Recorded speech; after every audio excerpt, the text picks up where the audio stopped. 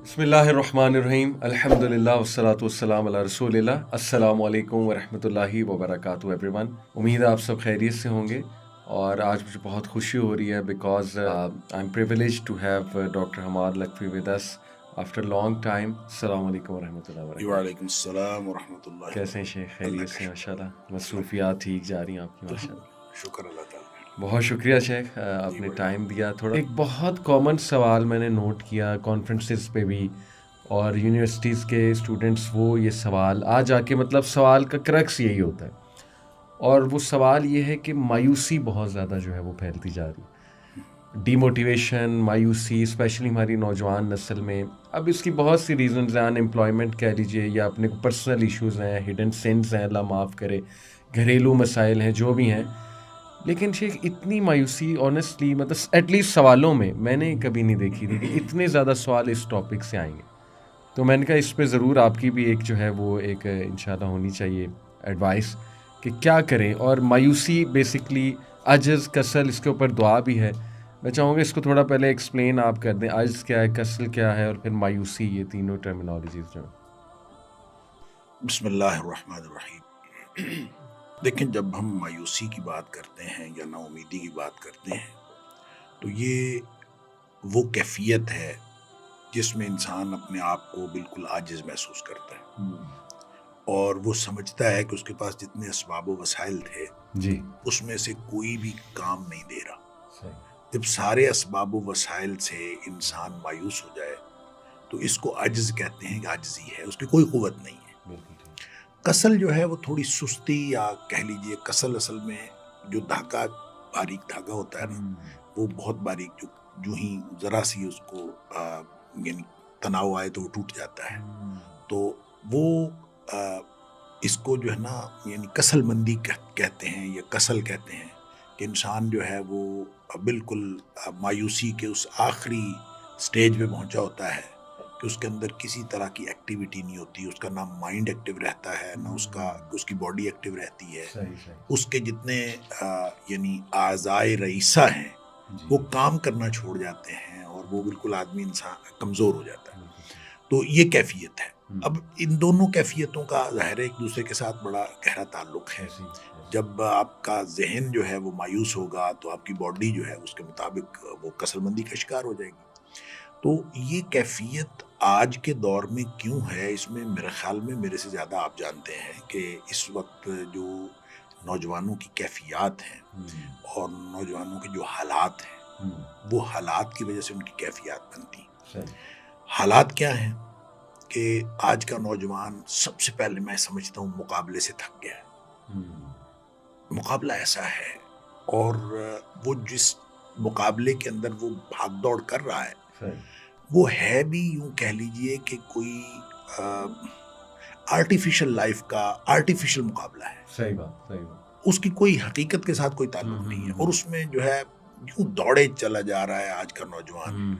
और जब वो समझता है कि मैं मुकाबला नहीं कर सकता, आप अंदाज़ा करें, हम लोग जब पढ़ते थे तो हमारी फर्स्ट डिवीजन आ जाती थी तो ये मैक्सिमम टारगेट होता था और फर्स्ट डिवीजन बहुत अच्छी होती थी जी, और मैंने मसलन एमए में मैंने गोल्ड मेडल लिया पंजाब यूनिवर्सिटी से और गोल्ड मेडल में मुझे जो मेरे जो मार्क्स थे वो 73% थे। अच्छा, 73% मार्क्स में मैंने एमए इस्लामियात में गोल्ड मेडल ले लिया।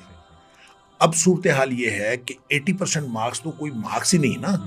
अब यानी सूरत हाल ऐसी है कि 80% नंबर आ जाते हैं तो वो तो कुछ भी नहीं कहलाते, फिर 90% हैं, फिर 95% हैं और बच्चे जो हैं वो 97% नंबर लेके भी मायूस घर लौटते हैं कि दूसरे के 98% आ गए और जिसने 98 लिए हैं वो मायूस घर लौटता है कि दूसरे के 99% आ गए। तो यूं ये जो मुकाबला है ना इसके अंदर अब यानी कह लीजिए आर्टिफिशियल लाइफ का एक आर्टिफिशियल मुकाबला है। नौजवान जब अपने आप को थका हुआ महसूस करता है और थका हुआ क्यों ना महसूस करे कि जब उसको हर स्टेप पे मायूसी मिलती है और वो वाली थिंकिंग तो अब ख़त्म हो गई है कि चले मुझे कुछ भी अल्लाह ने दिया है तो बेहतर है अपने आप को। ये ना मुझे एक वाक़या याद आया, जब हमने हमारा एमए का पार्ट 1 का रिजल्ट आया तो हमारा पूरा ग्रुप जो था उनकी फर्स्ट डिवीजन आई पार्ट 1 में। एक हमारा दोस्त था اب وہ اس دنیا میں بھی نہیں رہا, اللہ تعالیٰ ان کی مغفرت فرمائے. تو اس کی سیکنڈ ڈویژن آئی. اچھا ہم سب لوگ جو ہیں وہ اس کے پاس گئے اظہار ہمدردی کے لیے کہ اس کے ساتھ اظہار ہمدردی کریں کہ آپ کے نمبر کم آئے, یعنی اس کی سیکنڈ ڈویژن آئی, ہم سب کی فرسٹ ڈویژن آئی.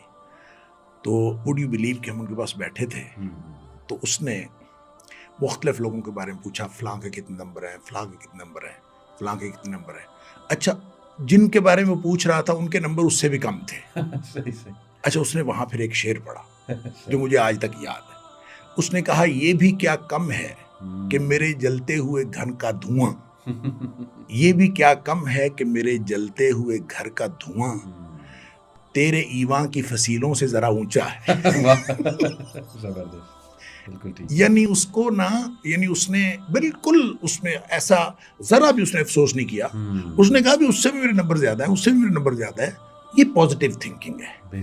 اور اب جو مقابلہ ہے وہ نیگیٹو تھنکنگ کا مقابلہ ہے. لوگ یہ سوچتے ہی نہیں کہ میرے نمبر اس سے زیادہ ہے.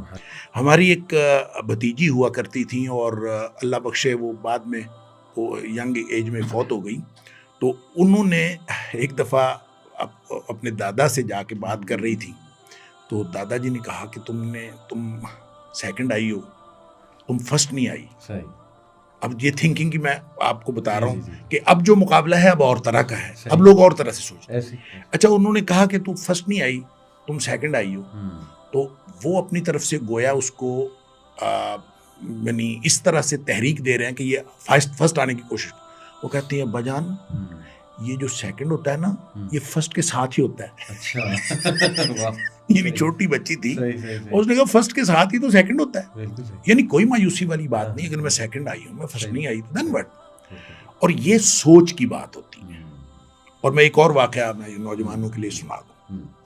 ہماری ایک بھانجی ہیں, اس نے ایم اے اسلامیات میں داخلہ لیا اور اس کے نمبر اتنے اچھے تھے بی اے میں کہ وہ انگلش میں بھی جا سکتی تھی, کسی اور سبجیکٹ میں بھی جا سکتی تھی. ان کی والدہ جو ہماری باجی, انہوں نے میرے ساتھ مشورہ کیا کہ اس کو کس میں داخل کرنا ہے. تو میں نے کہا اس کو آپ اسلامیات میں داخل کروائیں, اس لیے کہ جو ٹرمینل ڈگری ہوتی ہے نا وہ بندے کے ذہن پر بڑا گہرا اثر چھوڑتی ہے. اور آدمی پوری زندگی اس کے مطابق سوچتا ہے جو ٹرمینل ڈگری اس نے لی ہوتی ہے. تو آپ ان کو اسلامیات کروائیں تاکہ پوری زندگی جو ہے نا ان کو اسلام ان کے ذہن پہ غالب رہے. تو بہرحال وہ چونکہ فرسٹ آ رہی تھی, میٹرک میں فرسٹ ٹاپ کیا, ایف اے میں ٹاپ کیا, بی اے میں ٹاپ کیا کالج اپنا, تو میرا خیال تھا یہاں بھی ٹاپ کرے گی. تو یہاں جب اس کا رزلٹ آیا پارٹ 2 میں, تو اس وقت صورتحال یہ ہوتی تھی, اینول سسٹم تھا, تو 1-2 دن پہلے بورڈ آف ایگزامینرز کا اجلاس ہوتا تھا. تو اس میٹنگ میں وہ رزلٹ پاس ہوتا تھا تو اپروو ہوتا تھا. تو میں اس میں ہم دیکھ لیتے تھے, جس کا کسی کا رزلٹ دیکھنا ہوتا تھا تو 2 دن بعد رزلٹ آتا, 1 یا 2 دن بعد. تو میں نے اس کا رزلٹ دیکھا تو وہ 3 یا 4 نمبر پر آئی, فرسٹ نہیں آئی. مجھے بڑا افسوس ہوا. میں نے کہا اس کو فرسٹ آنا چاہیے تھا, میں نے امید لگائی ہوئی تھی کہ اس کو فرسٹ آنا چاہیے, اور وہ فرسٹ نہیں آئی. اور میں نے اس کو فون کیا, اس کو ایک تو رزلٹ بتایا, اور دوسرا میں نے اس کو کہا کہ تم فرسٹ نہیں آئی, اور افسوس کا میں نے اظہار کیا. اس نے مجھے آگے پتہ کیا کہا, اس نے کہا مام جی آپ تو ایسے کیا کر رہے ہیں جیسے یہ آخرت کا امتحان. اس نے مجھے یہ کہا کہ شرمندہ کیا. اس نے کہا آپ تو اتنا افسوس کر رہے ہیں جیسے آخرت کا امتحان. اس کی کیا بات ہے, کوئی حرج نہیں, اس فرسٹ نہیں آئی تو پھر کیا ہے. اصل میں اس سوچ کی ضرورت ہے. یہ سوچ ہمارے آج کے نوجوان میں ختم ہوتی جا رہی ہے. اور وہ جو میں نے پہلے عرض کیا کہ ایک آرٹیفیشل لائف کا ایک آرٹیفیشل مقابلہ ہے, اور اس میں بھاگ دوڑ چل رہی ہے, اور اس میں جو ہے وہ بالکل اس کو پتہ نہیں چلتا کہ میں نے کیا کرنا ہے کیا نہیں کرنا. اچھا پھر اس سے اوپر سوشل میڈیا کا پریشر ہے, اور سوشل میڈیا کا اس قدر پریشر ہے کہ ہر شخص نے اپنی کامیابی جو ہے اس کو شیئر کرنا ہے لوگوں کے ساتھ, اور بڑھا چڑھا کے شیئر کرنا ہے, مبالغے کے ساتھ شیئر کرنا ہے. اور جب انسان اس کے اوپر دیکھتا ہے سوشل میڈیا کے اوپر کہ فلاں یہاں نکل گیا, فلاں یہاں نکل گیا, فلاں امریکہ پہنچ گیا, فلاں اتنے نمبر لے لیے, فلاں کاروبار میں اتنا آگے بڑھ گیا, فلاں کی اتنی عمر تھی, تو نوجوان اور مایوسی کا شکار ہوتا چلا جاتا ہے. پازیٹیو بات تو ہے کوئی نہیں, عقیدے کا معاملہ مضبوط نہیں ہے, عقیدہ مضبوط نہیں ہے, مسلمان ہونے کے اعتبار سے جو سوچ ہونی چاہیے تھی وہ سوچ نہیں ہے, گھریلو جو پرورش ہے اس کے اندر وہ ایلیمنٹ بہت کم ہے یا ہے ہی نہیں، اس کا فقدان ہے، جس کی وجہ سے اس کا عقیدہ درست ہونا تھا، جس کی وجہ سے اس کو امید رکھنی تھی، وہ ساری ختم ہوتی جا رہی ہے۔ اس لیے میں یہ سمجھتا ہوں کہ نوجوان جو ہے وہ دن بدن وہ اور پھر بے روزگاری اور جو معاشی پریشانیاں ہیں، پھر معاشرتی تعلقات بھی اس کے ساتھ وابستہ ہیں۔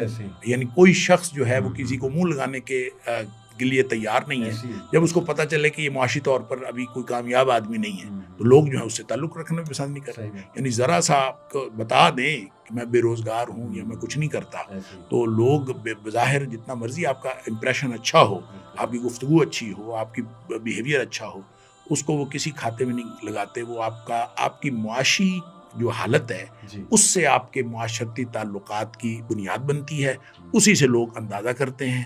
یہ وہ کیفیات، یہ صورتحال ہے جس سے آج کے نوجوان کی ذہنی کیفیت تیار ہوتی ہے۔